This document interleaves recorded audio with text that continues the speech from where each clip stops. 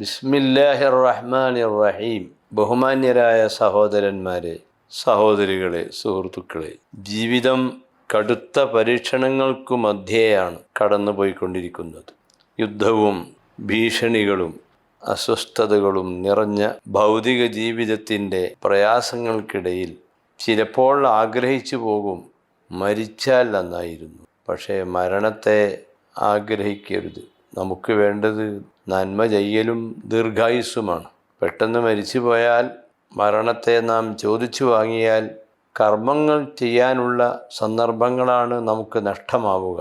അതുകൊണ്ട് എത്ര പ്രയാസമുള്ള സമയത്തും ഞാൻ മരിച്ചാൽ മതിയായിരുന്നു എന്ന് പ്രാർത്ഥിക്കരുത്. പക്ഷേ പരിശുദ്ധ ഖുർആൻ സൂറത്ത് മറിയം നോക്കിയാൽ അവിടെ നമുക്ക് കാണാം, സൂറത്ത് മറിയമിൻ്റെ 23-ാമത്തെ വാക്യത്തിൽ ഈസാ നബി അലൈഹിസ്സലാമിൻ്റെ മാതാവ് പറയുന്നുണ്ട്, യാ ലൈതനി മിത്തു ഖബ്ല ഹാദാ, ഞാൻ മരിച്ചെങ്കിൽ നന്നായിരുന്നു. അപ്പോൾ ചില സന്ദർഭങ്ങളിൽ അങ്ങനൊരു വാക്ക് പറയുന്നതിൽ കുറ്റമുണ്ടാവുകയില്ല. അതേതാണ്? സ്വന്തം ജീവിതം അള്ളാഹുവിൻ്റെ പൊരുത്തത്തിലായി മുന്നോട്ട് കൊണ്ടുപോകാൻ കഴിയുകയില്ല എന്ന് തോന്നുമ്പോൾ ആ ഒരു വാക്ക് പറയുന്നത് കുറ്റകരമല്ല.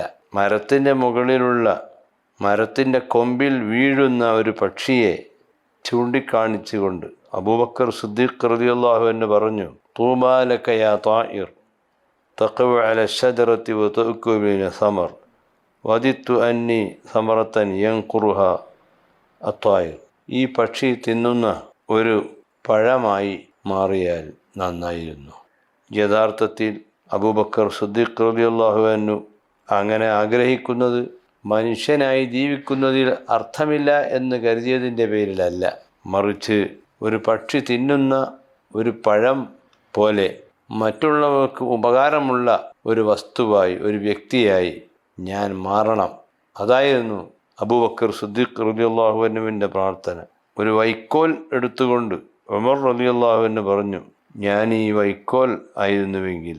അവിടെയും മഹാനവറുകളുടെ ആ പ്രാർത്ഥനയുടെ ഉള്ളടക്കം അള്ളാഹുവിൻ്റെ ദീനനുസരിച്ച് അള്ളാഹുവിൻ്റെ പൊരുത്തത്തിൽ പൂർണ്ണമായി സമർപ്പിച്ച് മുന്നോട്ട് ജീവിക്കാൻ കഴിയുന്നില്ലെങ്കിൽ പിന്നെ ഈ ജീവിതത്തിന് എന്തർത്ഥമാണുള്ളത്? ഈ ഒരാശയം മനസ്സിൽ വെച്ചുകൊണ്ടാണ് പറഞ്ഞത്. ബിലാൽ റളിയല്ലാഹു അൻഹു പറഞ്ഞു, ലൈത ബിലാലുൻ ലം തലിദുഹു ഉമ്മുഹു, ബിലാലിൻ്റെ ഉമ്മ ബിലാലിനെ പ്രസവിച്ചിട്ടില്ലായിരുന്നെങ്കിൽ എന്ന് ഞാൻ ആഗ്രഹിച്ചു പോയി. ഇവിടെയും ബിലാൽ റളിയല്ലാഹു അൻഹുവിൻ്റെ ഈ വരിയിൽ നിന്ന് നാം മനസ്സിലാക്കേണ്ടത്, ജീവിതം അർത്ഥപൂർണമായിക്കൊണ്ട് മുന്നോട്ട് പോകണം, ആയുസ് ലഭിക്കണം, കർമ്മങ്ങൾ ചെയ്തുകൊണ്ട് മുന്നോട്ട് നീങ്ങണം. അങ്ങനെയില്ലെങ്കിൽ ആ ജീവിതം നിരർത്ഥകമാണ്. ഒരിക്കലും തന്നെ ഭൗതിക ജീവിതത്തെ നാം തള്ളിപ്പറയരുത്. ഇവിടെ ജീവിച്ച് കർമ്മങ്ങൾ ചെയ്യുമ്പോൾ മാത്രമേ പരലോകത്ത് വിജയമുണ്ടാവുകയുള്ളൂ. അത് ഉണ്ടാവുകയില്ല എന്ന് തോന്നുന്ന സമയത്ത് മനുഷ്യൻ പറയേണ്ട വാക്കുകൾ മാത്രമാണ് ഇത്.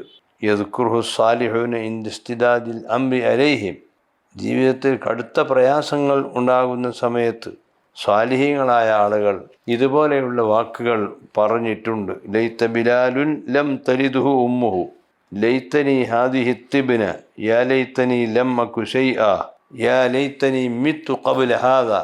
ഈ വാക്കുകളെല്ലാം അങ്ങനെയാണ് നാം വ്യാഖ്യാനിക്കേണ്ടത്. അല്ലാഹു തആല നമുക്കെല്ലാവർക്കും ദീർഘായുസ്സും ഈമാനും വർദ്ധിപ്പിച്ചു തരട്ടെ. ജീവിതം മറ്റുള്ളവർക്ക് ഉപകാരപ്പെടുന്ന രൂപത്തിൽ ക്രമീകരിക്കാൻ അല്ലാഹു തൗഫീഖ് നൽകട്ടെ. അസ്സലാമു അലൈക്കും.